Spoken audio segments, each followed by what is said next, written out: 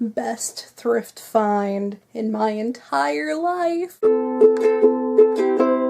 I call this hairstyle family tragedy chic. Hey guys, so story time. At the beginning of the year, I decided that I would do a quarterly video series where we just reflect on what I read in the last quarter of the year. And I'm like, quarterly for April.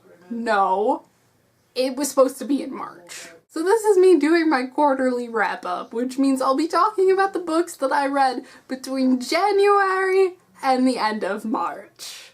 Okay?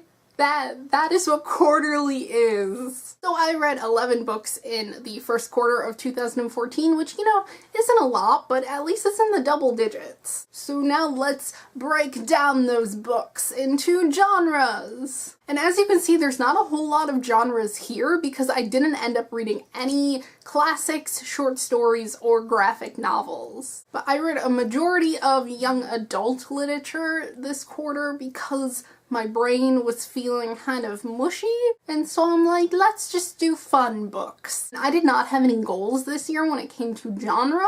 I do always have in my mind I want to read more literary fiction. It's not young adult. But, you know, whatever. I did read a lot of middle grade, that's why it has its own category. And that's different from other years. I normally don't read a whole lot of middle grade, but this year I feel like I've been like, yes!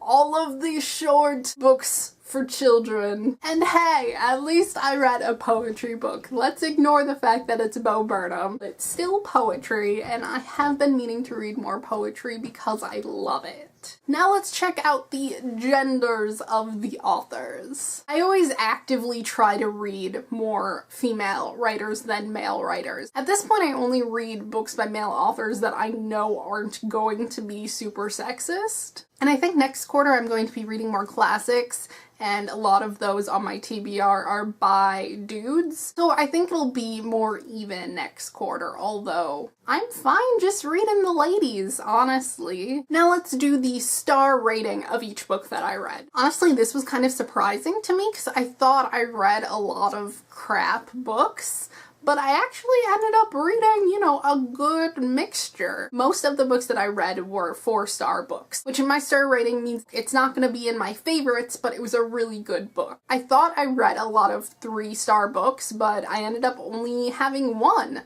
Of course, I did also only have one 5-star book, but those are rare anyway for me. Now let's get to some of my reading goals that I had this year. I wanted to read a lot of books by women of color, and so far, I'm not doing great. I mean, I could be doing worse. Let's take a look at the races of authors that I read this year. I mean, that one author of color that I did read was a woman. It was Malinda Lo. But I'm going to have to actively seek out more books because this is not okay. If you have recommendations of books that you like written by women of color, I would gladly take them. Doing a little bit better in my other goal, which was to read more books with queer characters in them. I've read one book with a queer protagonist, and then I've read another with 2 queer side characters, which I know in the next few months that'll improve. I have books on my TBR that I'm super excited to get to. In past years, I haven't done anything like this, and I just kind of kept going on my reading way. Like, I didn't